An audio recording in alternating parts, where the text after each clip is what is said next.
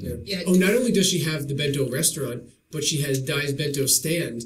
Oh, there's a stand as well, is it? And they're probably they're really cheap, aren't they? Yeah. I mean, we were talking about this earlier, but people have this. We sometimes get these mails, from people who want to come to Japan, and they're like worried about the price, worried about the cost of living. It's and ridiculous. Stuff. And it's just so cheap here. Now, here's the thing, though. So usually the price you see on menus and whatnot is what you pay, because tax is most often included. And it's legally required to be included. Well, sometimes they say like tax not included. Sometimes. No, in Japan it's now legally required. Oh, really? They can't do it. Yeah.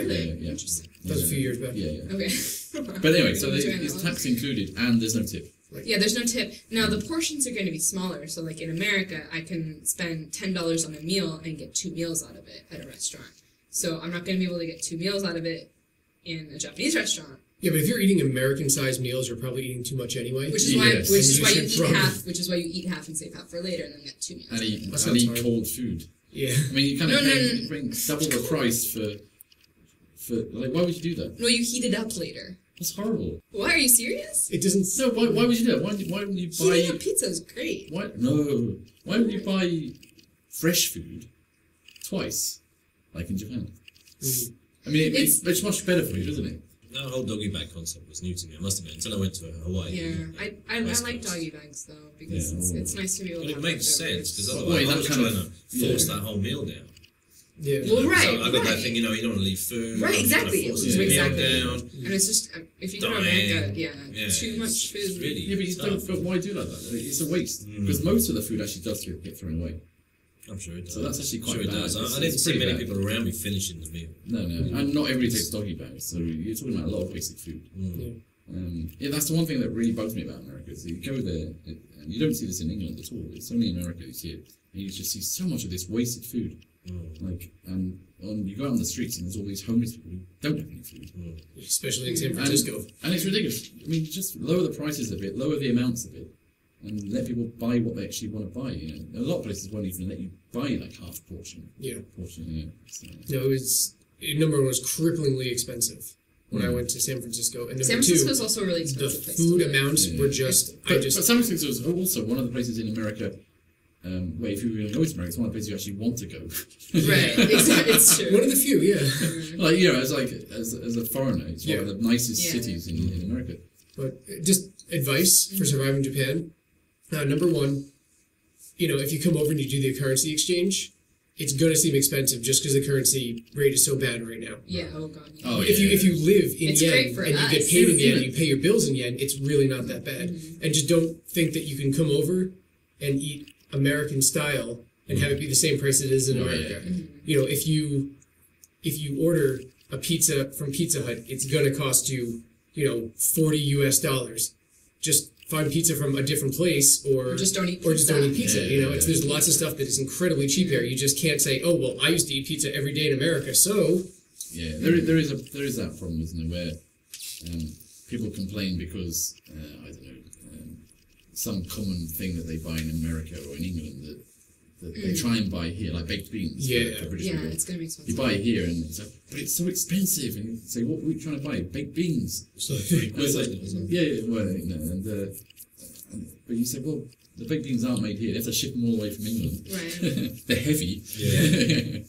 So it's just different things. Isn't it? Cheese is one of those things as well. I mean, I don't eat as much to make cheese. It fresh. I don't eat as much cheese now as you should. As I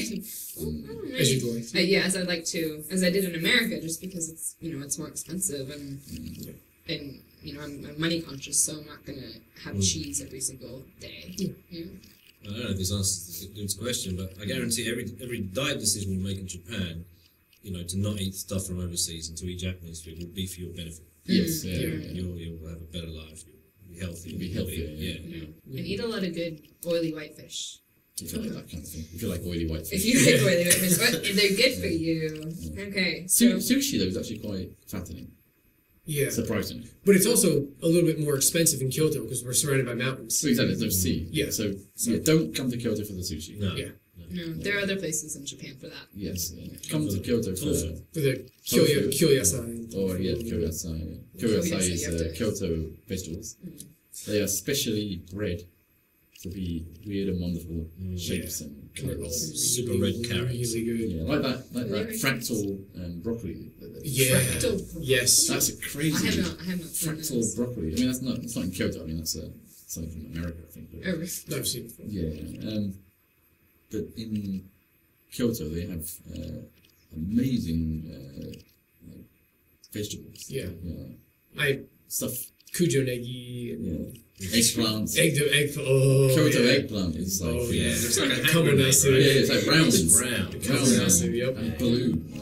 Okay, so with that, I think that's the podcast for this time. Yeah. I do want to tease next episode. We're gonna get some new people on and talk about multiplayer and get some new. And boss 5, right? Well, I wanted to save the boss expose for another episode. Well, you could ask the people. Like, we could have a vote A vote. for the next podcast. Okay. Oh, when will they hear this? Next week. Oh, it's quite quicker than this one as well. Quite quicker, yeah. So for who you want to hear. What do you want to hear? Do you want to hear the boss 5 expose, or do you want to hear the multiplayer? The multiplayer. Andy talking about why everything looks like a penis to us. Send in your votes. Let us know if you want us to talk about boss 5 and also the other bosses in the game. I think we've gotten some really awesome feedback about the bosses. Yeah, I think boss 5 is kind of it's interesting. It's quintessential. the most epic boss is definitely the last one. Yeah. But the I sort don't know. of, I think boss 5 is pretty epic. yeah, but boss 6 is just like crazy epic. Yeah. Because it just goes crazy on you. Yeah, I guess But that's... boss 5 is the more. This is the it's like a second world homage. of Shooter 2, by the way. Yeah. Kind of, yeah.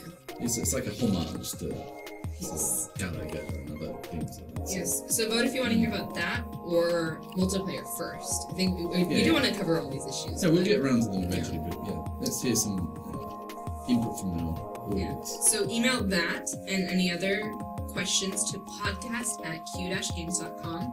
Visit our forums at pixeljunk.jp, and you can get in touch with us on Twitter at PixelJunkRadio, which is our podcast Twitter feed, and PixelJunk News. You can get in contact with me at Ariolotti, ARIELOTTI. Okonomiyonda. Okay. Yeah. I just enunciate that it's easier to... Or just search for Jaymin Kessler. That works too. Kessler on... You'll soon find him. Yes. Okay. Duncan Flett with a Q. DUNQ with LETT. And Dylan Cuthbert, DYLANCTHPLT. Okay, well, thanks for listening to the 7th episode. We're up to 7 already. Wow. The Lucky 7th 7. episode of PixelJunk Radio. Stay tuned for next episode where we talk about more in-depth Shooter 2 business. Until next time, peace, love, and PixelJunk.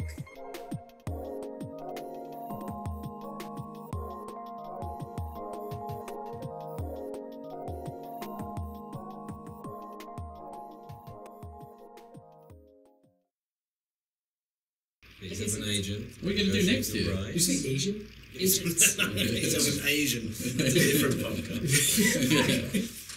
That's the more adult-oriented. Right. I think we're adult enough. Did you see that Star Fox video today? I didn't see that. You haven't seen it I yet? haven't seen it. By Cottage Humour. And there's one scene in it which has Peppy and Star Fox looking at Peppy's dad, like a poster, an old painting of Peppy's dad. It's all like a stop frame animation. Oh, you saw it. You posted me a link to it as well. The narration says something like, "Director, where's Anderson? And some Asian dude. Shigeru Miyamoto." Oh, God. But it's quite funny. The whole video is hilarious. I should see that. I can't endorse it. Yeah, I was going to say, I cannot wait for Kotaku to talk about how you hate Miyamoto. No, I love Again. it. I love Again. Nintendo. Again. Yeah, I love Dylan has a picture of Miyamoto up, on his desk. Oh, yes, yeah. No, I have that picture on Twitter. Oh, yeah. Me about 20 years ago with Miyamoto in his very colourful sweater. Yeah. If you go to Twitter and look at my favourite tweets, you can see the picture. Really? Yeah. He doesn't really have a picture. So I was just... I do. I was just She can't see my desk. You can So, do like, winning, lipstick right? mark on it. Lipstick mark on it. Whose lipstick was he using? That's kind of messed up. Miyamoto is kind of my raisin the tart. How do you pronounce that? Raisin. California raisin. The raisin. Raisin. Raisin. Raisin. Raisin Tetris. oatmeal. The Raven of Tetris. Yeah. Oh, Tetris. That's why I came to Japan and everything. So, yeah. Awesome. Lots of things to thank the university for.